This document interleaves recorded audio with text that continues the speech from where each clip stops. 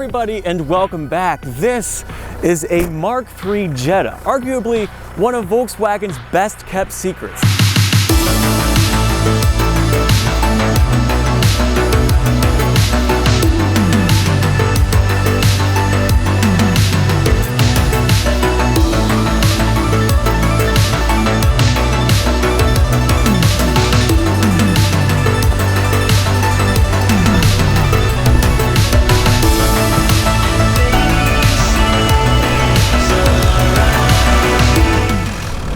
Yes, this is a 1998 Mark III Jetta, but what makes this car so special is the drivetrain. Some of these later Mark IIIs were offered with a 1.9 TDI. Now, earlier Mark IIIs were also offered with a 1.9 turbodiesel, but it was not this engine.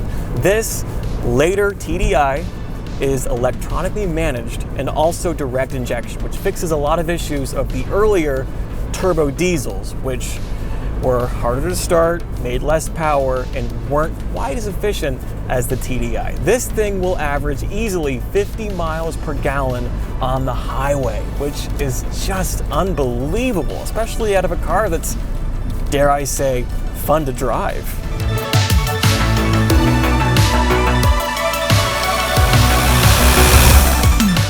Now, the intention of this video was never to be a review of the Mark III. In fact, quite the opposite, because this car is on its final drive to my shop right now to be torn apart because it's no longer safe for the road.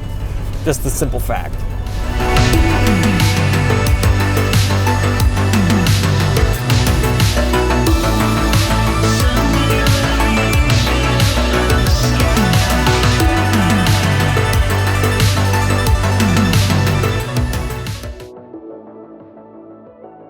So we have a faded and rotted Mark III Volkswagen. What about this car makes it so special, and why is it Volkswagen's best kept secret? Well, honestly, it's this right here. The AHU TDI is one of the best, most bomb-proof Volkswagen engines that they have ever and will ever make.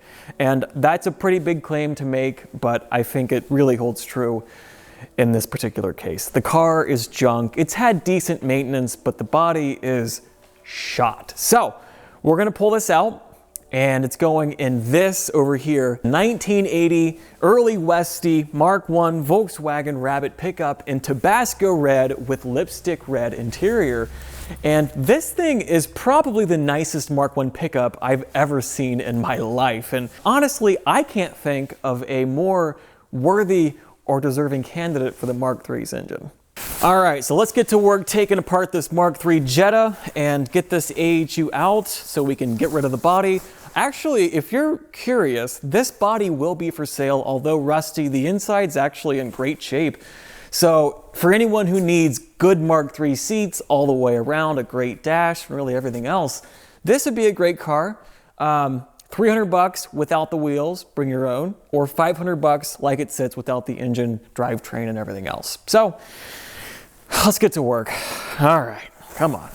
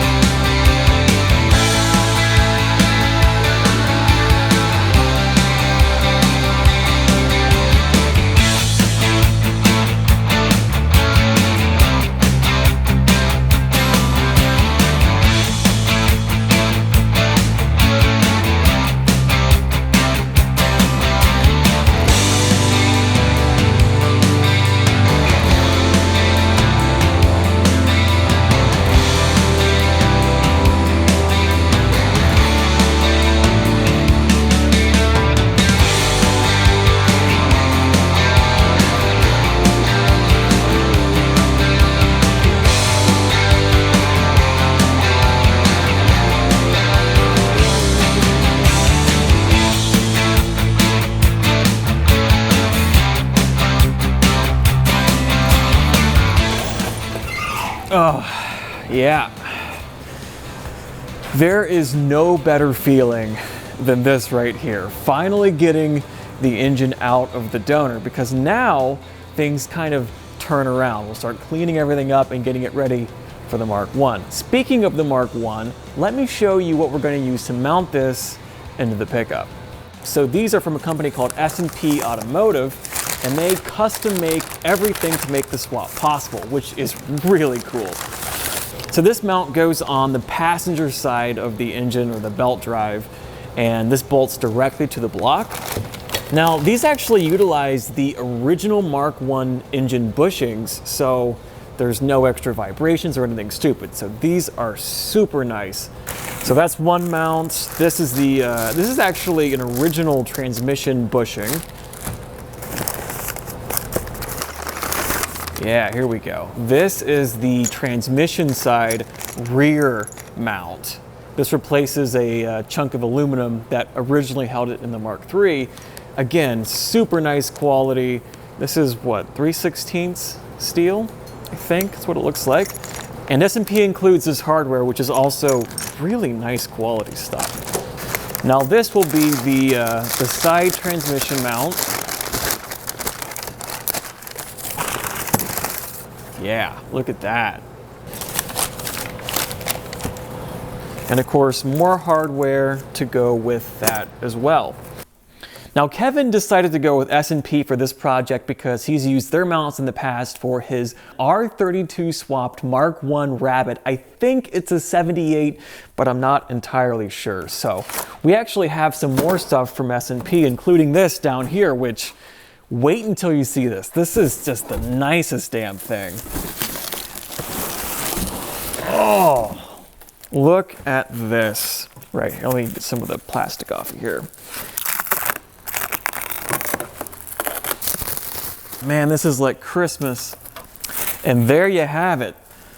The all aluminum and custom intercooler and radiator combo from S&P with integrated fans and a temp switch. This is like, I think this is $800, but again, you get what you pay for. This is such a nice piece. I'm excited to put this in. Now, lastly, we have one more piece to the puzzle here. And this is actually an off-the-shelf part, believe it or not. And these are the drive axles. Now, I believe, and don't quote me on this entirely, but 88 to 93 drive axles out of a cabriolet will fit a Mark I and the 100 millimeter axle cups on the O2A or O2J transmission. And that's what we have. So they're not super exciting to look at. These are just Chinese repops, but these should work. Thank you so much for watching. We have a lot more to cover here about wiring and the shift box and exhaust and everything else to come. If you haven't already, please subscribe because I have a lot more information to share with you guys, and I can't wait for the first drive in, well, either of these pickups, mine or Kevin's. Thank you again for watching. Have a great day, and we will see you in the next one.